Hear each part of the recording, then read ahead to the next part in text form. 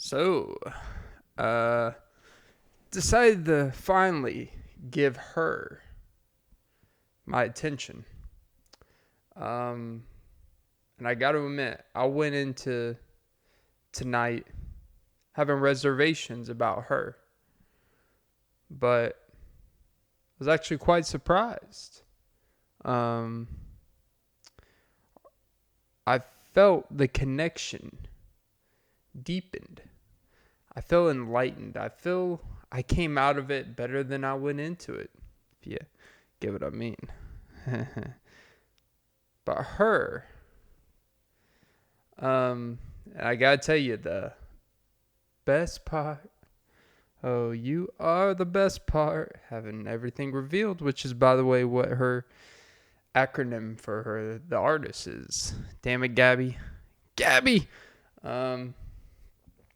But it was a great fucking movie. Her. It was a great movie. I gotta admit, the movie Her with Joaquin Phoenix, the same guy that plays the fucking Joker. The movie about a guy falling in love with an operating system, an artificial person that's not real. It got to me. Not emotional, but goddamn. Pretty well. And you know what? I would recommend you guys go see. It's on Netflix right now. And I'll be honest, I remember when the previews was the thing and all this shit, and they kind of got some shit for some things, but it was being promoted or whatever. And I was like, are you fucking kidding me?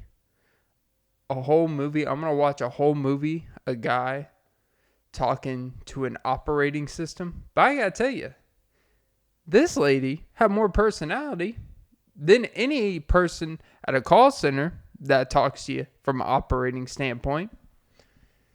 Like, they made it where she had, like, a personality, spontaneity. Like, I can understand, like, holy shit, like, damn, I almost fell in love with her. Almost did. Well, having Black Widow for the voice just certainly doesn't hurt. I doubt every OS system out there is going to sound like ScarJo. But, yeah, it's pretty fucking good. And I gotta say, I love her more than ever. Welcome to episode 139 of the Off and Beat podcast. I'm your host, Clint Nelson. Just posted 138 as I'm recording this. Trying to get ahead of the game. But yeah. Oh yeah, don't forget to like, follow, comment, subscribe, and suck some titties before I forget. I was sucking titties before I'm a man. Don't slip in that nut. Which, by the way, speaking of garlic knots, well, places where you get garlic knots, what the fuck is with cutting your pasta? If you're a grown man that cuts your pasta, fuck you. And look, I am not an anti-cut your pasta guy in particular to when you're a child. Here's what I know though. When I was a young pup, I used to be like, Mom, can you cut my pasta? And one day, my dad had a bad day at the office. And sometimes you come home and you're just like, fuck it. All the shit that you slide, you're like, whatever. If he wants to grow up and be a pussy, let him grow up and be a pussy. Fine. But it was one of those days. He came home and he's like, not today. Had some pasta, some butter and cheese, whatever the fuck. And he saw my mom was about to cut it. And he's like, stop it. Stop it. Can't do this. I can't do it no more. And he's like, Jesus, here we go again. But she didn't know what she was in for. It's like, I'm not having no son of mine get his pasta cut. Because you know why? If he's still getting his pasta cut now, guess what? He's going to be cutting his pasta when he's 15, when he's 20, when he's 30. What does that say? You can't twirl your own noodles? It's a little too thick for you? You can't go on a date as a semi-grown adult, not even like especially as a grown man where you have to start wearing vests and cologne and gelling your hair, but even before you get there, like the stage where you're wearing plaid flannels, where you think a collared shirt's just what gets it all done, where you wear the same thing on your dates as you do your job interviews, and for some reason I have a pretty high success rate on those job interviews, just saying.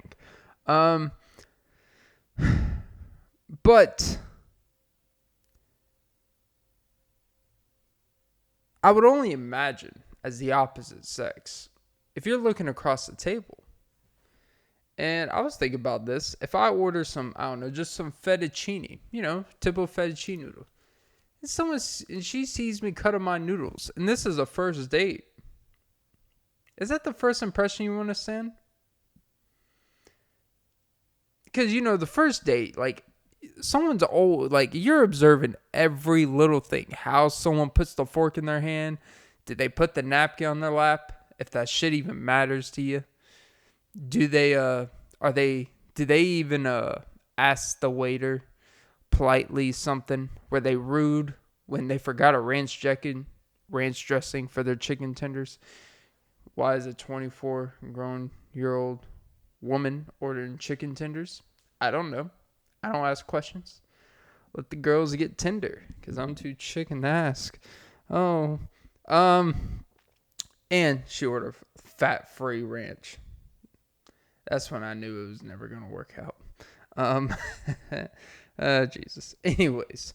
But imagine, you're ordering fettuccine, and you're cutting it up.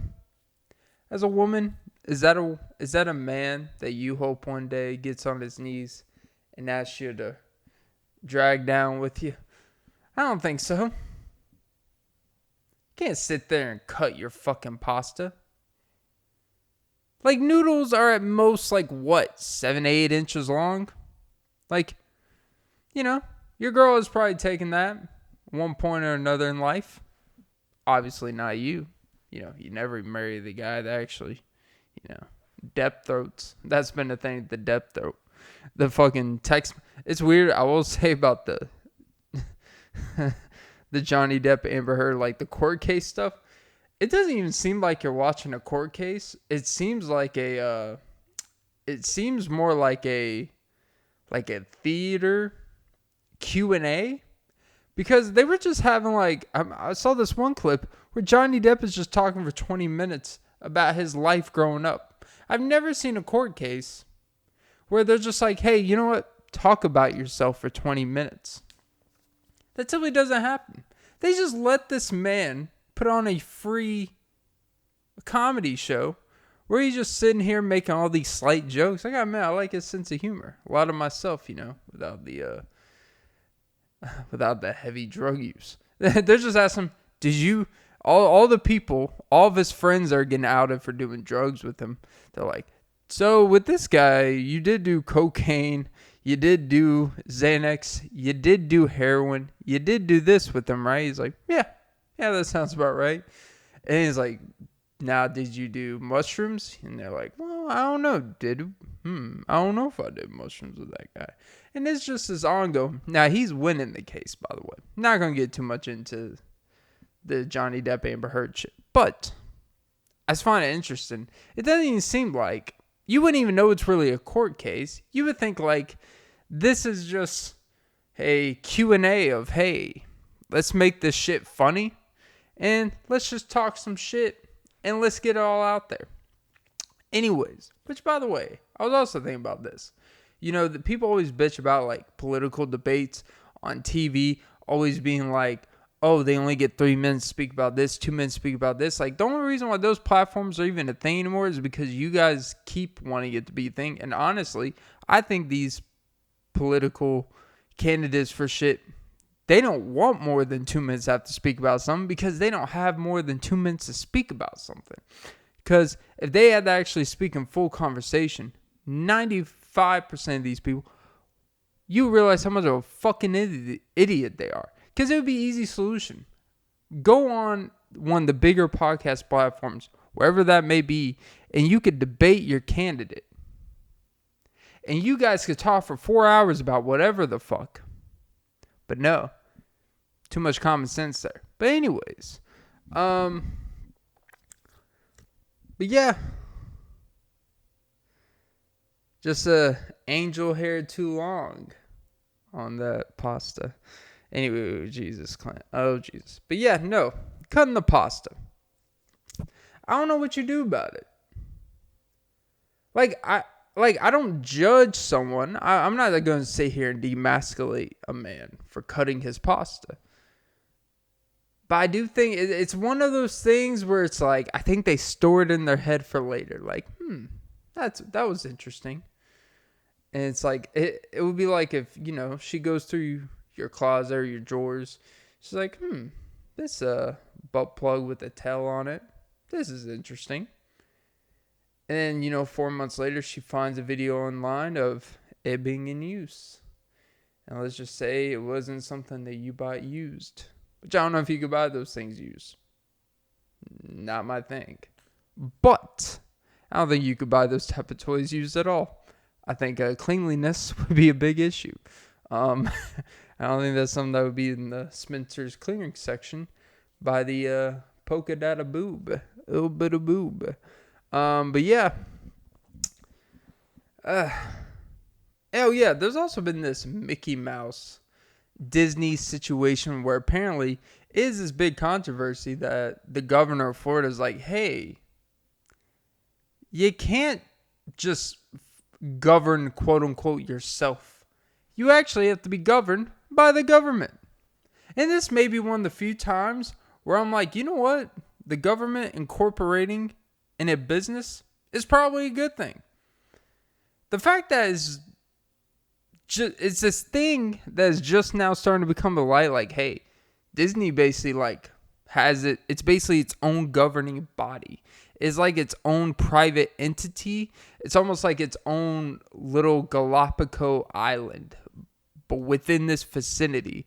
And the reason why they were probably able to govern themselves to get away is because obviously the perception, the image and everything, it's mostly positive. It's kid friendly. So it's like, oh, weird shit doesn't happen here. Even though if you look at history of Walt Disney, you can see a lot of shit that's probably not something that would be saving Mr. Banks. But they probably provide a lot of fucking revenue and fucking money for Florida and where it's, taking place. But it is one of those things where it's like, yeah, you know what? Maybe there should be some type of government inclusion to make sure, like, hey, what are we running here? Because from what I read, I could be wrong, but from what I read, is that if Disney wanted to, if the Disney park wanted to exclude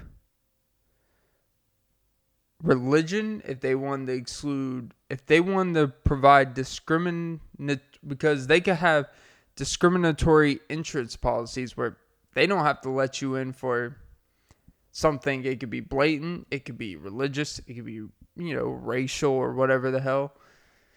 No explanation, and it would not be discriminatory. They could not be sued or anything.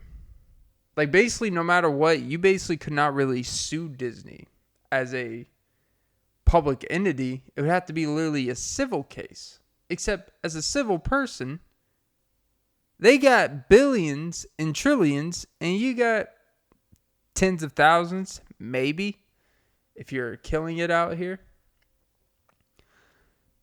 I know that sounds dumbo. Jesus, Clint. That is not a Cinderella story you want.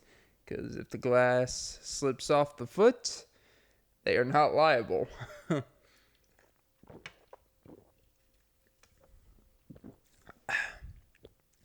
By the way, for the audio, what you just heard was Bang Wild and Watermelon. But yeah, it is I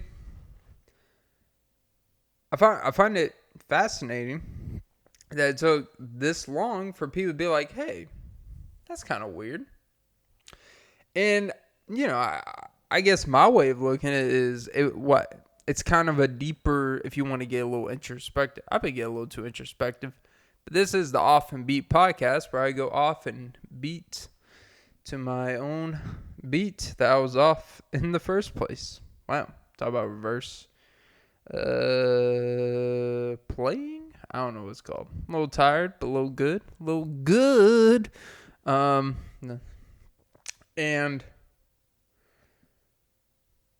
shit, what was I talking about? Jesus, dementia. In case I forgot dementia.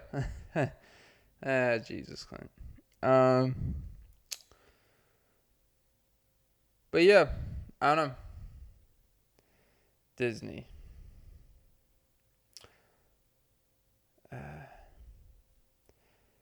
And by the way, also I think one of the things that the reason why I think a lot of this stuff has come out of the light because Disney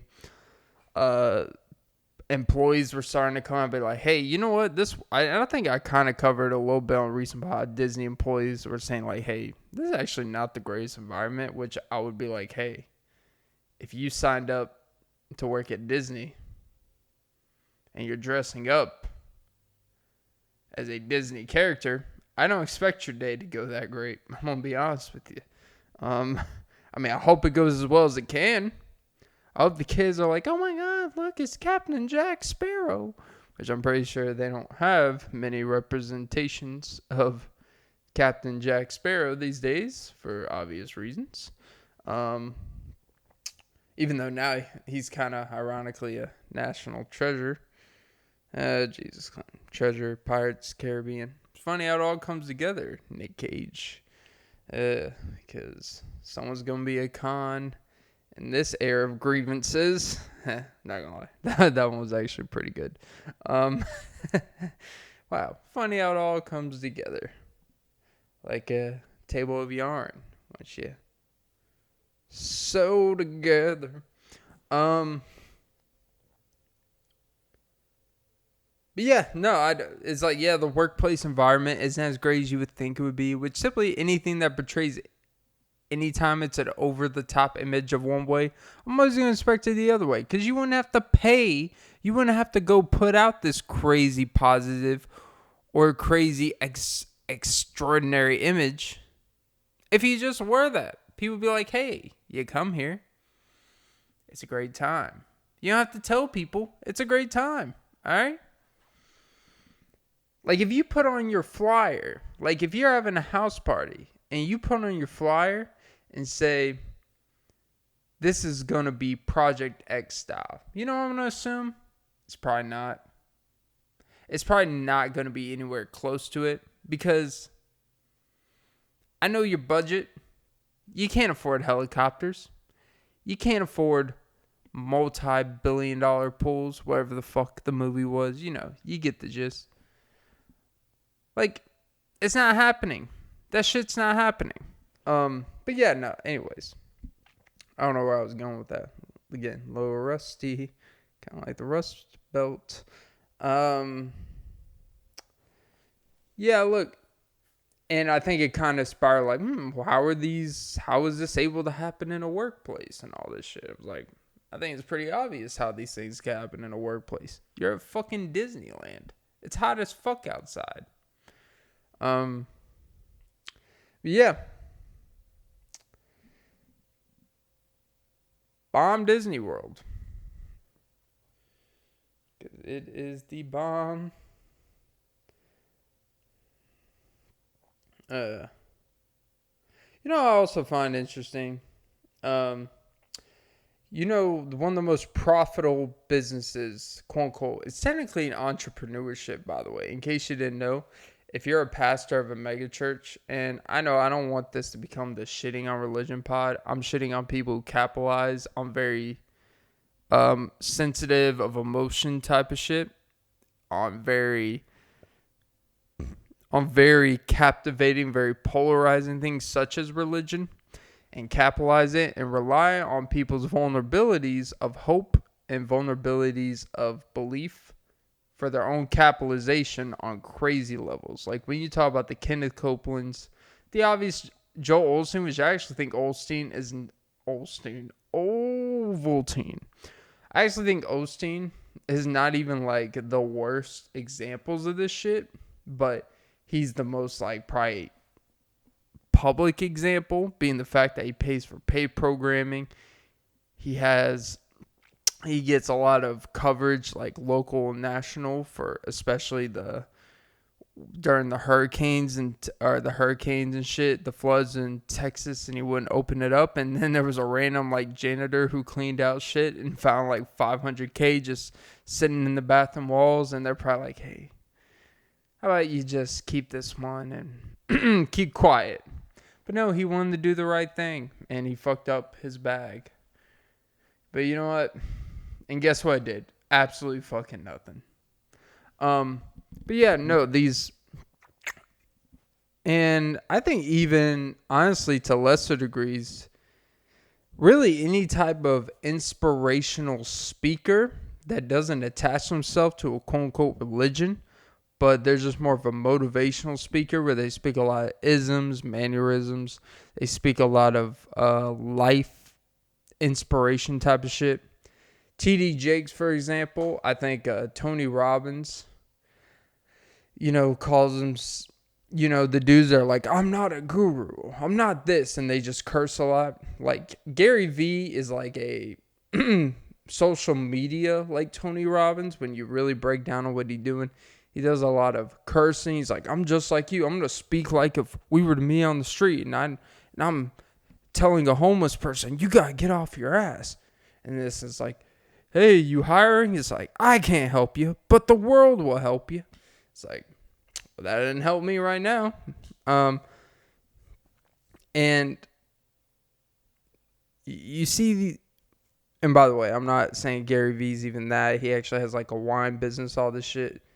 But he has definitely used social media to enhance a lot of things about himself, which I don't think there's anything wrong with that. That's just, it's just kind of quote unquote building your brand, even though I hate people. I hate when people's whole focus is just building brand, but it's obviously a part of something. I'm the fucking idiot that doesn't advertise my shit, which is why it's shit. But when you get these pastors that have literally hundreds of $1 million in net worth, and I'm not saying you should do it for free. I'm not even saying you shouldn't live a more than great life for spreading. Because you know what? If you're impacting that many lives and making so many people change their lives for the better, which I would like to know how they would able to keep up with the data of, hey, when you came to us, you were this. And when you left, and 5 years later, we kept track. And because of us, you make 30% more than you did before. You're happily married. You have this. You're a better man. You're this and that. You have direction. I don't know how they quantify that. Because I don't think it's like, hey, if you just keep coming to our church, we can say you keep coming back. Which I feel like if you have to go and do something for 50 plus years straight to continue feeling inspiration about something, maybe you're not naturally inspired.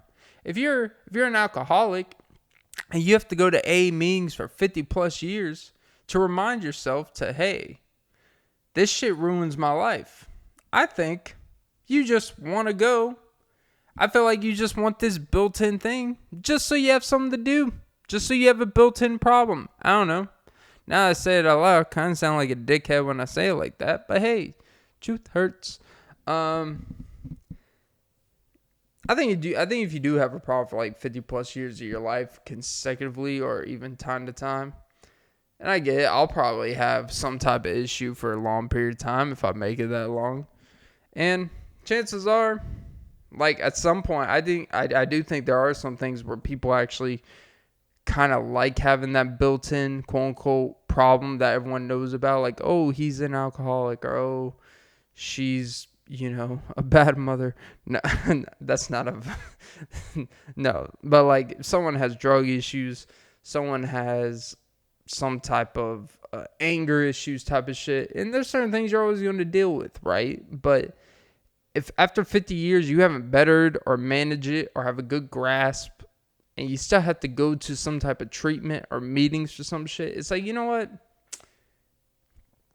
At some point along the line, you just chose that this was going to be this built-in problem with me. And I haven't really done everything I could to make it as best as possible. All right? And that's okay. I'm not a judgmental guy. Even though I just made a judgmental statement, I'm not a judgmental guy. All right? But yeah, no, anyways, back to these pastors. My thing, I'm not talking about the pastors you go at everyday church that actually make direct impact in people's lives, and actually, even if it doesn't impact someone a month from the moment they speak it, even if it makes someone feel more at ease that day. You know what? That's something. That's this whatever.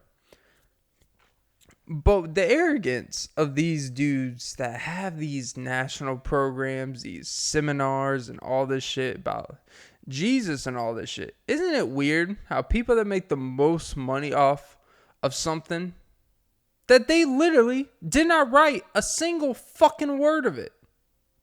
I think that's my main problem. Is that it's one thing if you write something. And even if you're spreading, bullshit, or if you're just spreading whatever, at least you wrote the shit. At least you can take pride in the faults of it and the strengths of whatever you have created, whatever that may be. But you have such an autonomous ego and arrogance about something that you have no business having an ego or arrogance about. You did not contribute a single foundation, a single lesson, a single story, a single character, a single fucking psalm, a single song, a single "You Raise Me Up," not a single anything. And the Lord and Savior. And such arrogance to tell people to fuck off. Essentially. And you literally made hundreds of millions and millions, and in some of these cases, billions, off of something they literally had nothing to do with the creation. Not even like, hey, it's not even like an Elon Musk and Tesla thing. Like, hey, they had this great idea, but I made it come to life. It's like, no, Jesus and God made everything come to life already. Literally.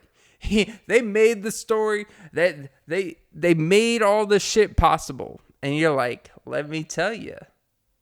And put my interpretation. And it's priceless, baby. I think that's my deeper issue with not with the real people that actually give a shit, that actually believe in it. It's with these capitalist pick artists that have made religion, and they focus on everything about it that's not even about it. They literally have made into a business when religion is not supposed to be a business. And I'm not saying they haven't done good with their money. I'm pretty sure they've made charities. They've donated the quote unquote charities, whatever the hell. But it's just it's so capitalizing on emotion. To me, it's no different than when you see, if you see a girl getting out of a very physical abusive relationship, or it could be personal, it could be a Johnny Depp for that matter. Abuse don't discriminate. Learned that recently. It's like, well, that's more the exception. It's like, well, it's pretty exceptional, all right. It's exceptionally interesting. It's like typically the guy just, beats the woman and goes about his day. Like a woman, in this case, her, it's manipulation of all different types. Whew, That shit is deep. But, you know, it'd be the equivalent of someone getting out of a physical and emotionally abusive relationship, and you know they're in the most vulnerable state of their mind, and the most vulnerable of hope, just looking for hope of someone or something to just bring them peace and levity and clarity. Of, man, like, you just want someone to not kick you, literally. To not kick you down, to not beat you down, literally and figuratively. Not trying to make fun of abuse here, but you know, you know,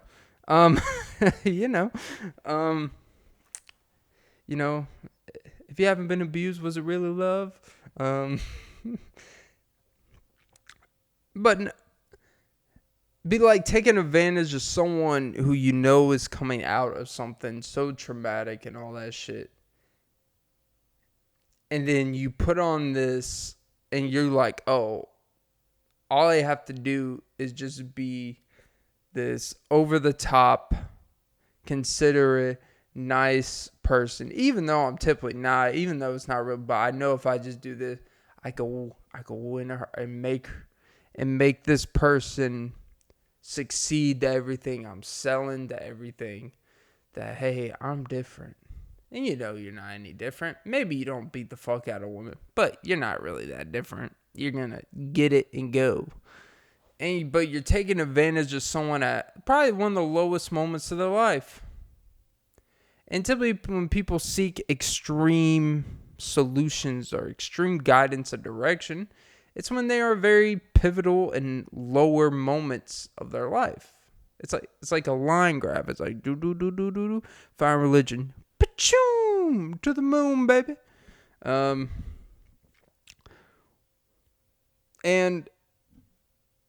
to me, I don't think religion is that much. I think a lot of people that preach religion and first instinct is to post on social media or is the, make a big profit off a book and all this shit, and it becomes a big entrepreneurship company. That's when you get the Carl Lentz of Hillsong, who is on all that. Oh, I was Bieber's guru. I was Bieber's. You notice how he didn't call him his pastor? He called him like his life coach guru, because it wasn't really about the religion per se, regardless of the purpose. Which, by the way, if his life guru, quote unquote, created the Purpose album, thank you, God. Thank you, Lord. Do what you gotta do to get that album. Love yourself. No pressure. Oh, Jesus. I can keep going with this. Clint, what do you mean? Jesus. Okay. Stop. Sorry. Damn it. I did it again. I'm sorry. I had to do it. Okay. Whew. All right. Back to the point. But no, it's Purpose, by the way. One of the most underrated albums of the past decade. And I mean, it got its credit, don't get me wrong, but like, that was like, holy shit. I like Bieber. The Biebs. Babe. And guess who created Bieber? God. Not you, Osteen. Not you, Kenneth Copeland. You didn't create Bieber. Alright? So fucking relax. Alright? But no, man, these capitalist pastors, man, they are something else. They all get these weird ass tans. They all got these super teeth. They all got this tight Botox skin. They all look like they do P90X. They look like they do P90X, or they look like they've peed 90 times in their fucking outfit and it just blew up, and they probably smell like it too. All right. And guess what? God created that. Not them. All right. You know what? If I were to do a world tour, if I were to have a seminar once a week, let's take, and let me just put it like this in layman's term. I have a seminar once a week. 10,000 people come to see me. I'm like, thank you. That's a lot of fucking money. By the way, who charges to preach God? Not donation. Who charges an entrance fee like it's a fucking club? But okay, whatever. But, Imagine once a week, I'm just like, hey guys, come and listen to what I have to say. And for once a week, I just did a live podcast. We'll just keep it. I do a live podcast of my thoughts, the way I think. But instead of just doing my podcast, guess what I do? I read a transcript of someone else's podcast and just recreate their podcast. But I convey the message to a audience.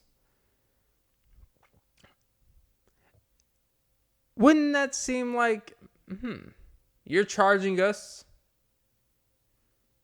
to tell us something that we already know? But you're supposed to be the middle voice of something bigger? So you're a thief. Is the definition of appropriating. Is the definition of thievery, even though everyone knows these people didn't write it.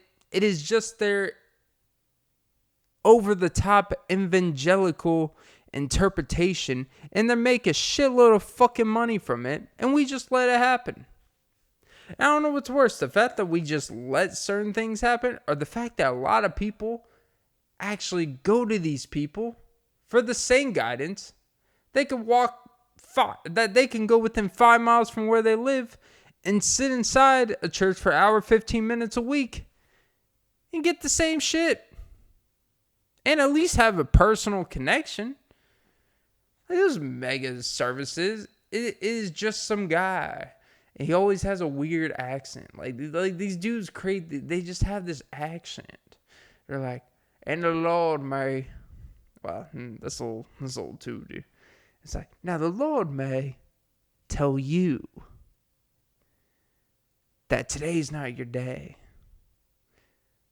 But a week from now, the Lord will say, why can't today be your day? Because see, Jesus only wondered what you could not cause. He never wondered what you cause if it was good to wonder. And you see these mixed words around. Add a little Texas, a little Georgia, a little Florida, a little Louisiana, Texas City.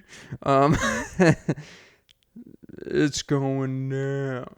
I moved out of state, doing left, she's seeking forgiveness. Then Joel Steen told me I don't need forgiveness. Because if you go to church on the wrong day, you go to church one day, it's all about forgiveness. And then you go the next day, it's about moving on. Do I forgive or do I move on? Really, your life determinations depend on, we'll teach this sermon today. This one week. It's pretty random. Because how many times are you going to repeat? You got to mix it up for the audience. You know? There's only so much in the book. Or the testaments or the studies. But look. All I'm saying is, these guys, and I say guys because I'll be honest, I've never seen a single mega big woman's pastor. Nancy Grace, but she's not. Or is it Susie Orman? Nah, she's a financial woman. Which honestly, a lot of these dudes, you notice how also, isn't it pretty funny how with these guys' books, the Olsteins, the T.D. Jakes, these guys are pastors as well. You notice how they also have books about fucking money? Of how to build wealth? Like, go to any Barnes & Nobles, go to any fucking bookstore, go online. They all have a good amount. They all have just as many books that they probably didn't even singly wrote. Now, those books, they should go and teach sermon. Because at least they're teaching something that they wrote. And they're making money off something they wrote. Imagine if someone went to a sermon and just charged you to tell you about lessons in the Harry Potter books. Probably the most read book in fucking history behind the Bible. And you can find life lessons in Harry Potter. Imagine if my screenplays, I just started reading them out loud and started teaching my lessons. and it made a shitload of fucking money from it. At least it's mine.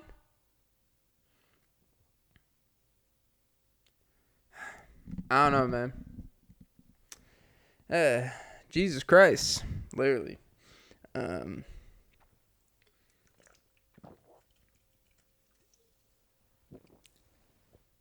I'm pro-religion. And it's probably one of my hesitancies is when it's hard for me to like really compartmentalize. And because the thing is, we kind of live in a society where everyone wants to capitalize on something.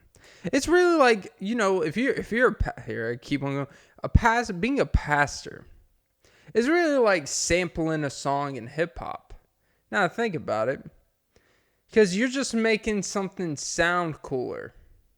You're just like remixing something to a new take that you got. Ooh, look at the pastor. He's got a fire quote that he dipped into this thing about, fucking the Corinthians and Noah and, Jesus fucking, Mary. Oh, Mary had a little lamb skin. Jesus. And so did Joseph. Joseph the Play, one of the most underrated musical things ever, but it just kind of disappeared, but it's cool. Those things are never being replayed it's always West Side Story. It's like, no one gives a fuck about West Side Story. I've never seen fucking West Side Story. The only thing I remember about West Side Story, like back in the day in school, is that the cover was just it was just a skyscraper of like 18 floors through mirrors. Had no fucking clue what it meant. We didn't really read it. Could have just probably watched the whole movie. But it's cool, West Side Story, Lin-Manuel Miranda made it. So it must be like winning Tonys and all this shit. I mean, it looked alright. I didn't see it. But, some people say the music was cool. Can't be worse than the most recent recreation of Cats. I'll give it that.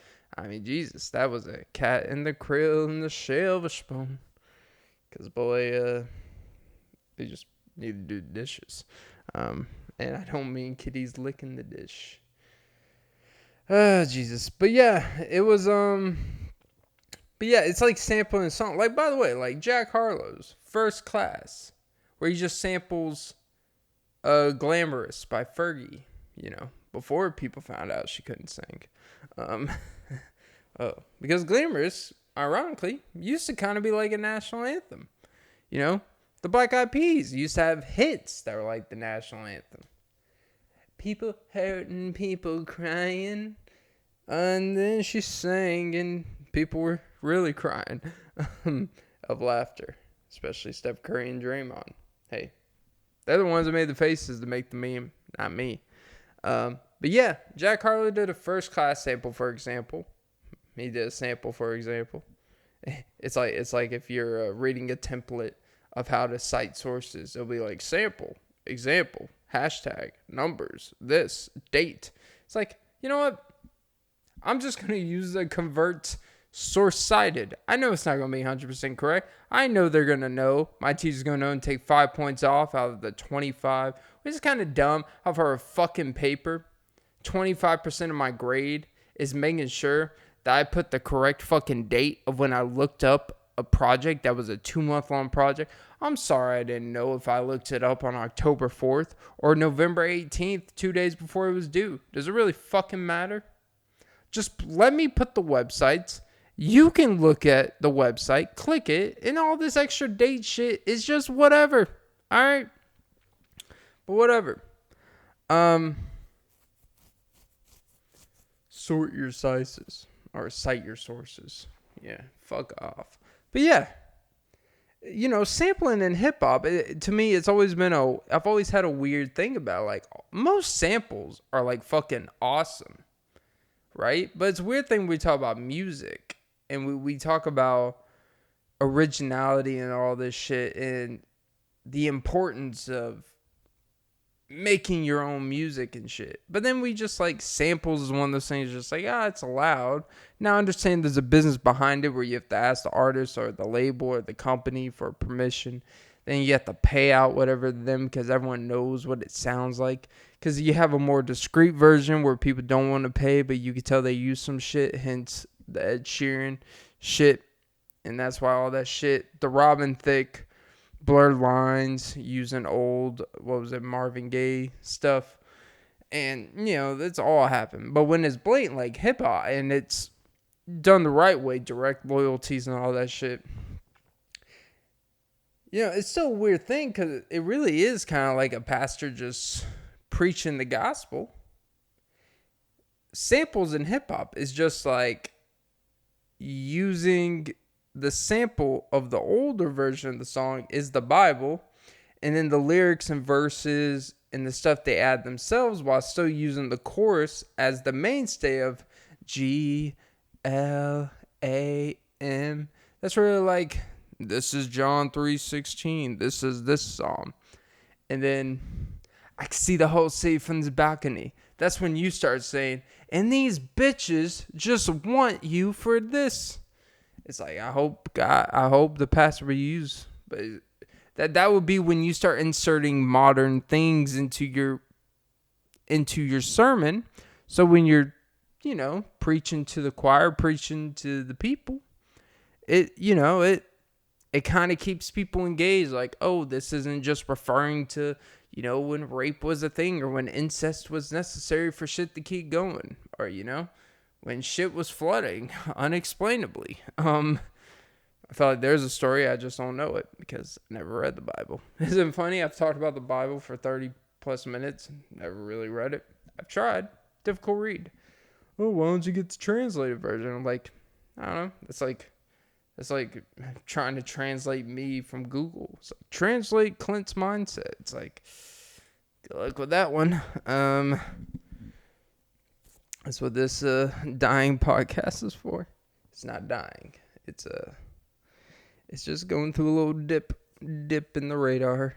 But yeah, don't counter my UAV, baby. Oh, baby. It's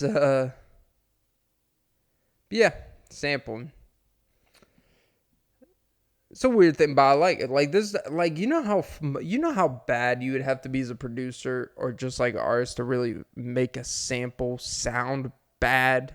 I don't mean like you can make a shitty remix like in the lyrics and shit, but to actually make a remix of like a 2001 R&B song by Tania featuring Fabulous, I'm so into you. If you were to incorporate that into a rap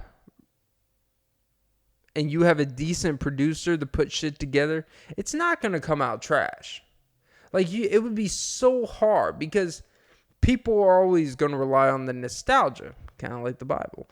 Rely on the past, rely on nostalgia, where I remember this, and then they sped it up, or they added a little this type of drums, they added a little bit of this. You see that thing they added, and then some cool lyrics. If you just have a decent artist who's not a piece of shit, it's gonna work. That's why it's like a cheat code. If you do a sample and it sucks, you suck. It is a cheat code. It will work. R&B convert to hip hop will always work. All right. Yeah. But Jesus converting to these Nobel pastors who, just try to make it more.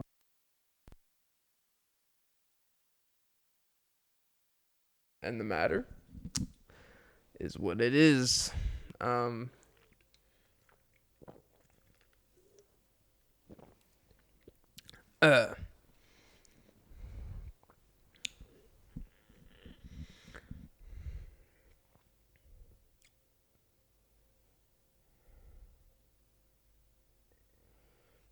No.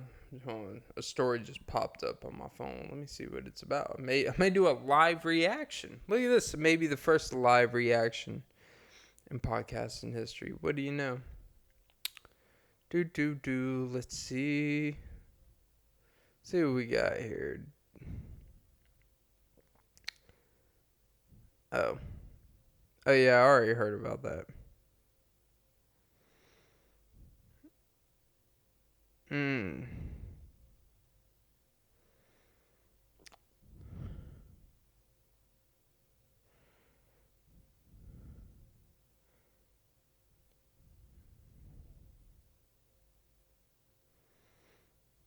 Alright, I don't know. I've been trying out this new spray-on deodorant I found. It basically feels like it basically just feels like a cologne fragrance, but I don't know because I remember back in the day, Axe and Tag, which I know are still companies, but like back in days like middle school, I would abuse that shit. I'm not gonna lie to you. I wouldn't I would be one of those guys probably not shower for a week. If I wasn't active and shit, like hey, it's like I just pull like when you first start getting lockers. I remember I had a locker next to this girl named Jerica. She was always pretty nice. She had a little bit of a, as the kids say it, spunk. She had a little bit of an attitude in a nice way. It kind of toughened me up. But she was always nice, but it's very straight. So in between class, like sometimes I would go to my locker and stuff. I remember her last name too, by the way, but I respect her privacy. Cause you got it, girl, and boy, she gave me some guidance. All right, and the guidance was stop spraying so much fucking Axe and Tag on your fucking chest and neck. She's like, you're a sweaty boy. All right, let's just get out of the way. I remember one day I came back. She's like, all right, I gotta say something. And I don't mean to be rude. And anytime someone says I don't mean to be rude, they're about to be pretty damn rude to you. But sometimes you need to be rude to. You need to be rude into. All right? It's okay. Why you gonna be so rude? Because you smell like ass, boy. That's why. And you know what? She was the first girl to ever tell me I smell like ass. Now, it's not like when she told me that, it's not like the next day I like changed everything. Like, nah, it still took another 2 or 3 years for me to get the message. But I remember it, and that's why I was like, damn. Someone tried to help the boy, but the boy don't listen. Or didn't listen. I'm more a listener now. More of a listener than talker. Just not when I'm in my bed by myself, 'cause I make all the noise. 'Cause no one's here to make it happen themselves. And I remember open locker. I come back from gym, play a little ball. And she's like, I gotta say, you gotta stop spraying that shit on you. I know all you boys think it's cool, and then it just kind of became this lecture. It's like, I know all you boys think us girls like that shit. We don't. And I'm like, alright, maybe you don't. And maybe for the most, you just don't like the way it's being applied. But the commercials don't lie. The second the guy sprays it, it's a pussy. It's a pussy magnet. And granted, we were all like, tweens at the time, puberty. So maybe your pube knows. I actually think it would actually work for an older lady. It's just for young girls, ironically, it doesn't do much of anything. Because, I don't know the girl's body. But I'm assuming, you're going through changing shit. Maybe your taste buds start changing. I think it's more for the older ladies. I think if I was, 14 years old, and, I don't know, I walked into fucking, Big Lots, right? And I went around, sitting on couches. I'm obviously not going to buy. And, there's some lady, and there's an old lady over there walking around looking for a vase or some shit. It's like, she probably smell and be like, oh, this boy's properly raised. He didn't leave the house smelling musky. He left the house smelling like Axe. Air Force, or whatever the fucking, I forgot the fucking, whatever the blue one is, whatever the basic one is, Fresh Power, I don't fucking know. They used to have weird sexy names behind it, Blue Cobalt. They basically have the names like gum, like 5 gum, Blue Cobalt. Or Spearmint, Colossal, Golden Shower. Okay, that's a different one. But, and I maybe.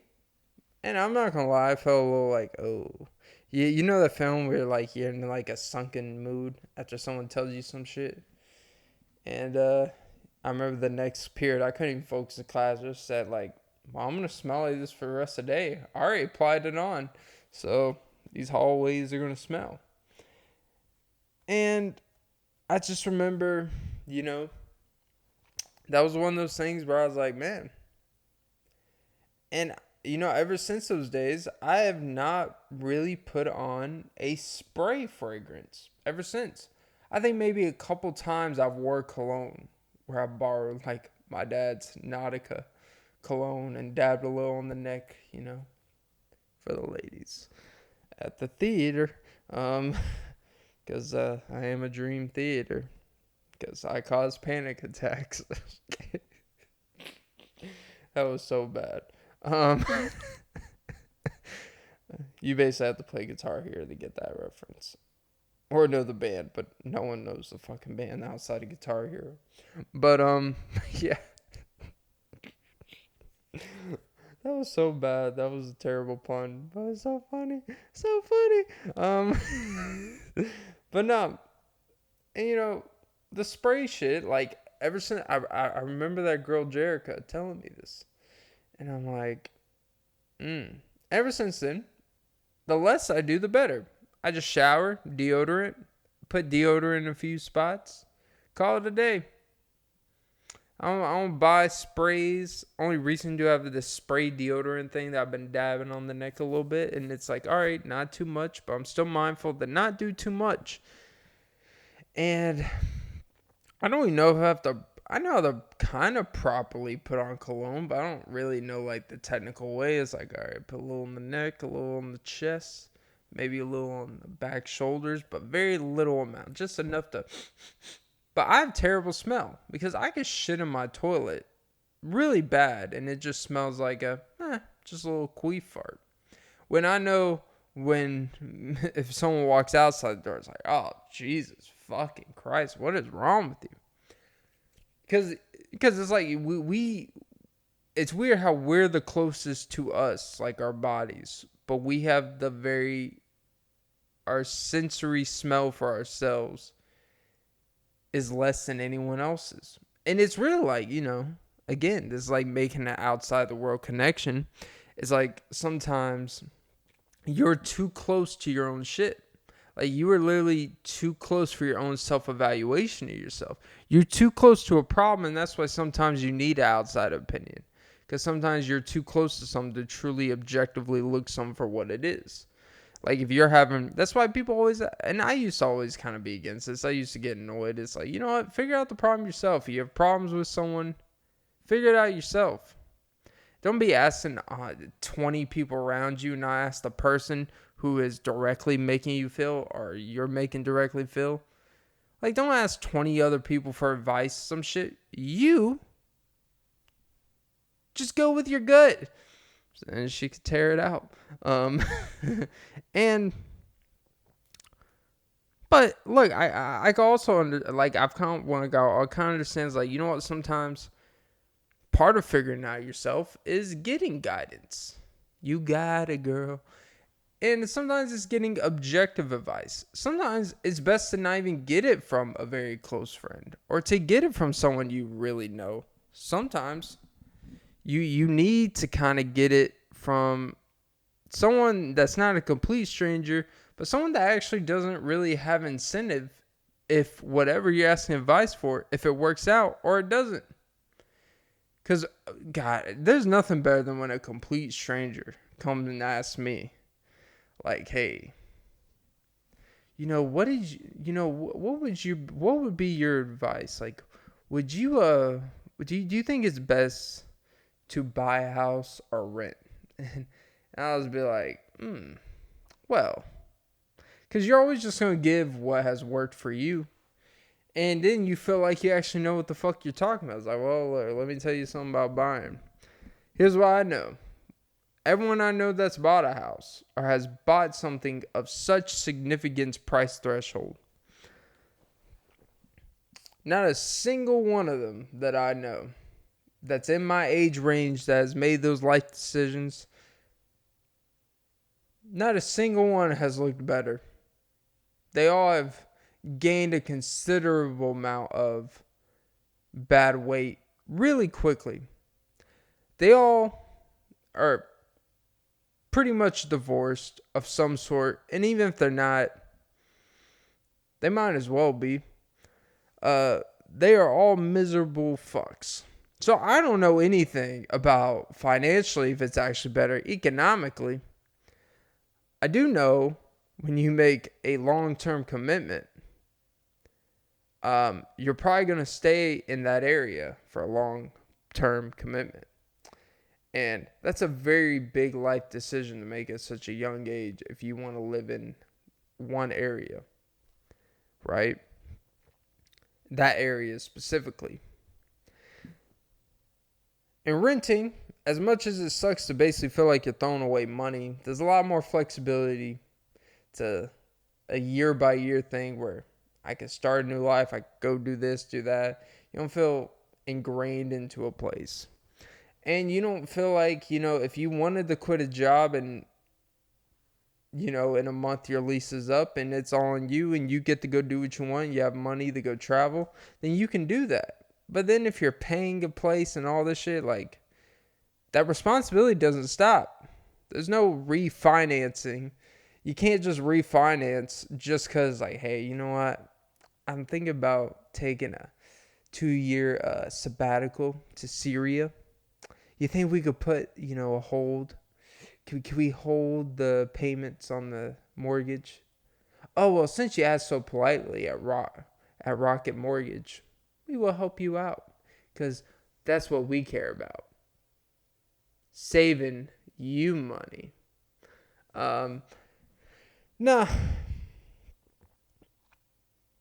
Yeah, typically life advice. The life advice section.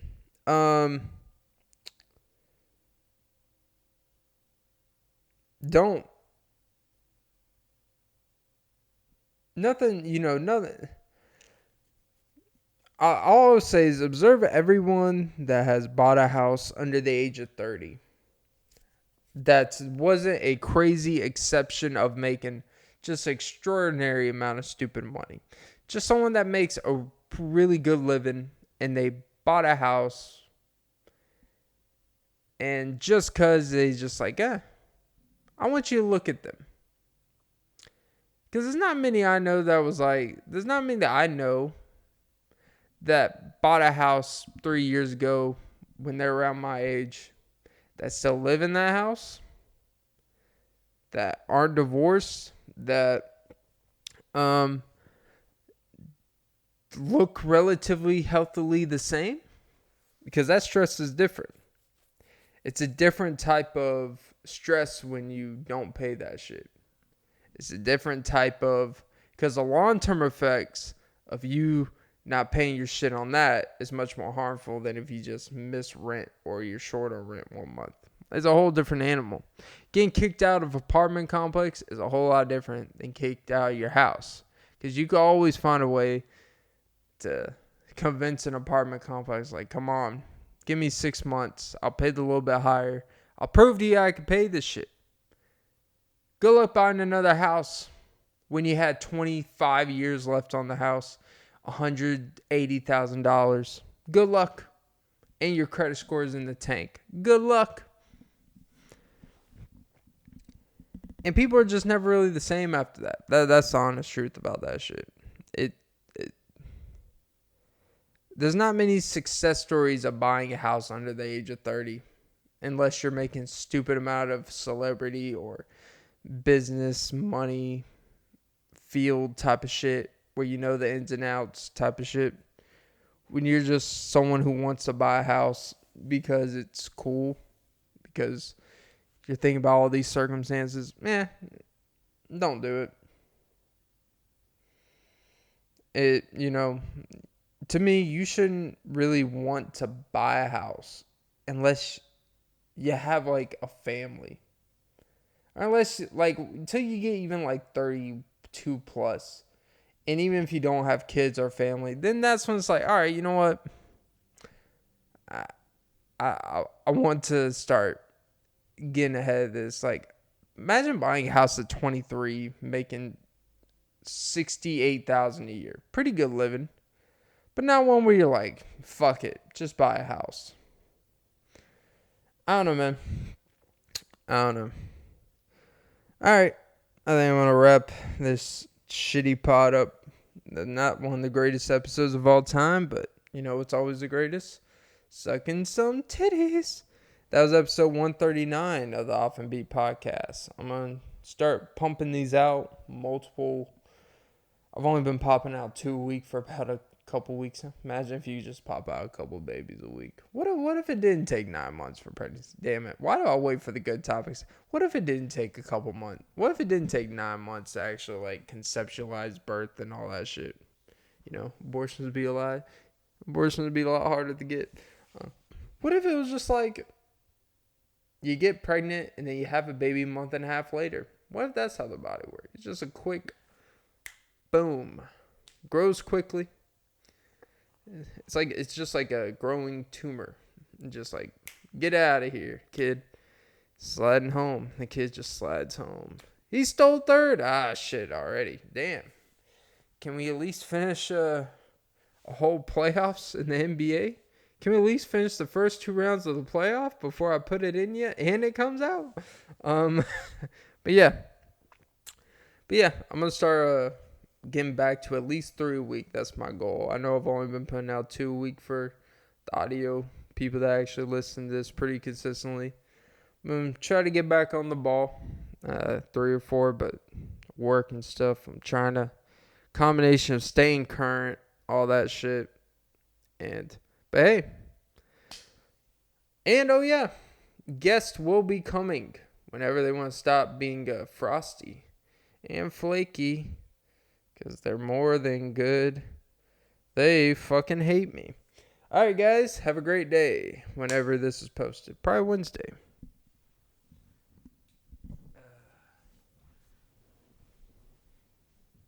You make me a